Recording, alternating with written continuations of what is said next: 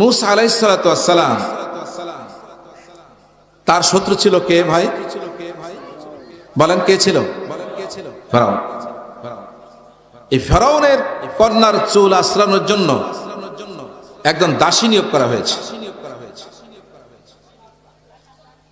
যখন চুল আশ্রাচ্ছেন, চুল আশ্রাতে আশ্রাতে চিরুনিটা মাটিতে পড়ে যায়।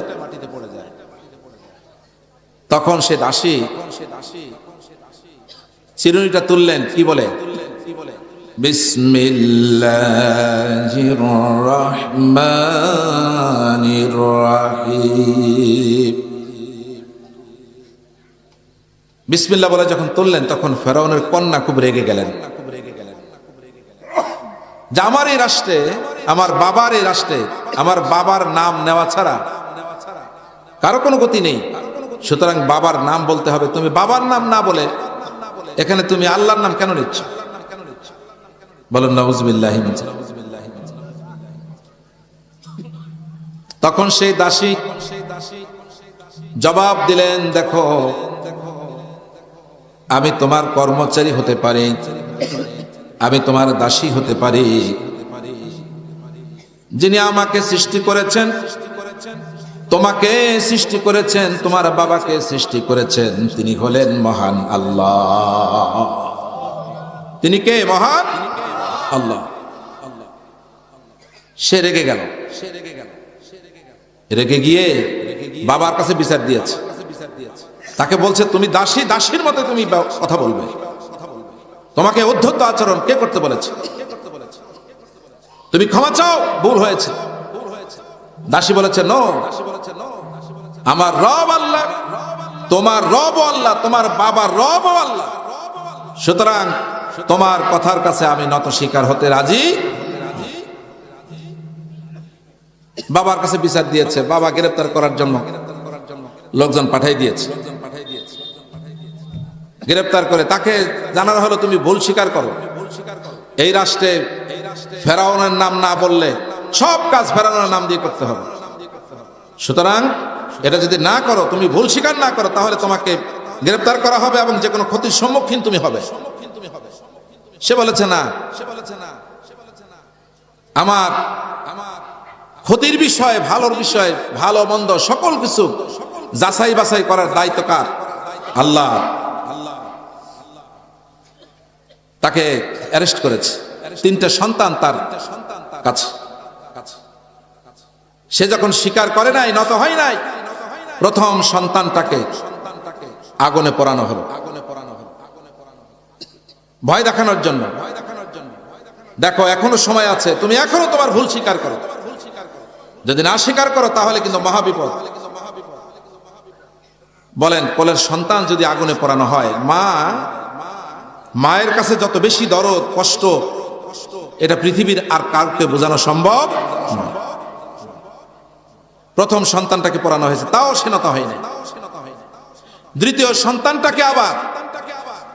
সন্তানটাকে নিয়ে যে আগুনে পোড়ানো হয়েছে।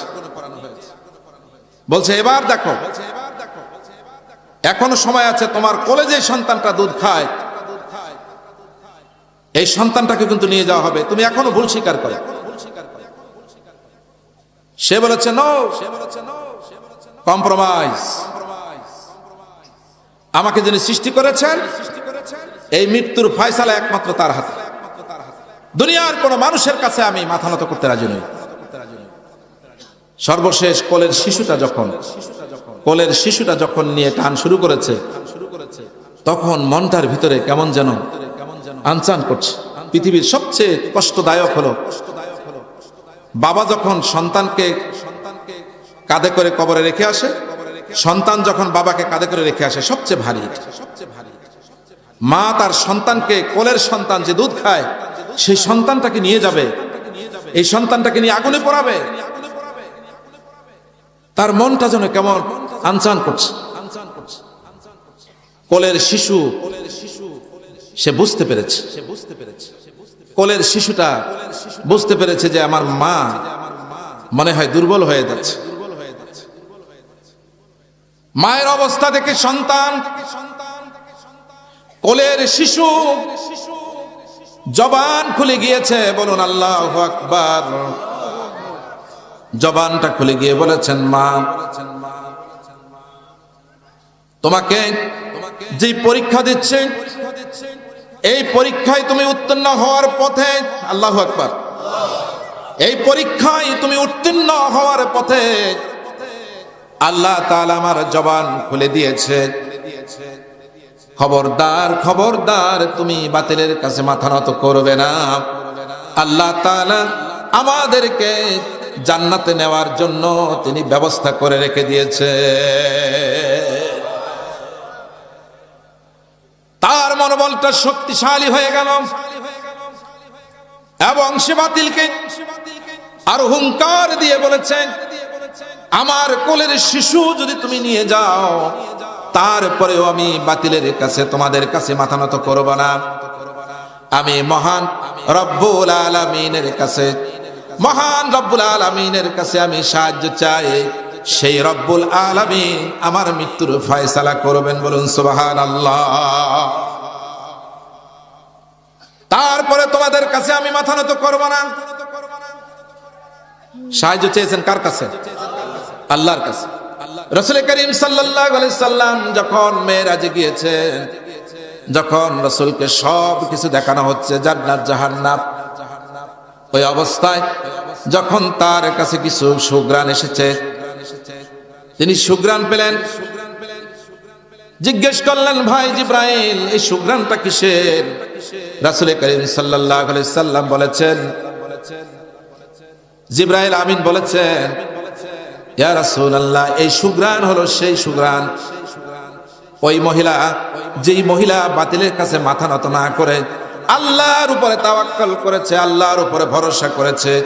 আল্লাহর উপরে ভরসা করার কারণে তাদেরকে, ওই সন্তানগুলো সহ তাদেরকে জান্নাতে আল্লাহ তাআলা পাঠিয়েছে। সেই সুঘ্রাণ আপনি পাচ্ছেন হে রাসূল।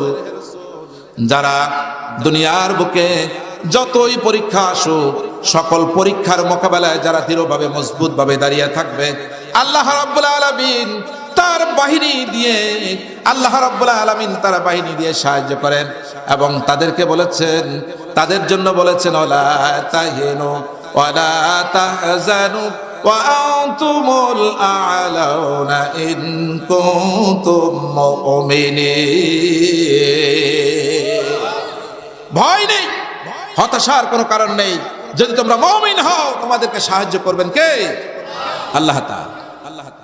ইন্নাল্লাযীনা ক্বালু রাব্বুনাল্লাহু সুম্মা ইসতাকামু তাতানাসসালু আলাইহিমুল মালাইকাতু আল্লা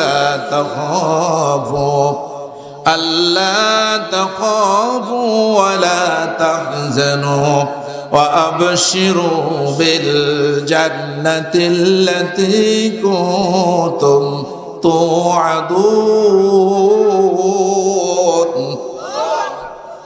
আল্লাহ রাব্বুল আলামিন বলেন, ইন্নাল্লাযীনা ক্বালু, যারা বলেন রব্বুনাল্লাহ, আমার রব আল্লাহ, আমার আল্লাহ আমার রব, এই রবই আমার সব, যারা এই কথা বলবে, সুম্মা ইসতাকামু তাতানাসসালু আলাইহিমুল মালাইকা, আল্লাহ রাব্বুল আলামিন তার ফেরেশতাগণকে প্রেরণ করে তাদেরকে সাহায্য করার ওয়াদা করেছেন, বলেন আল্লাহু আকবার।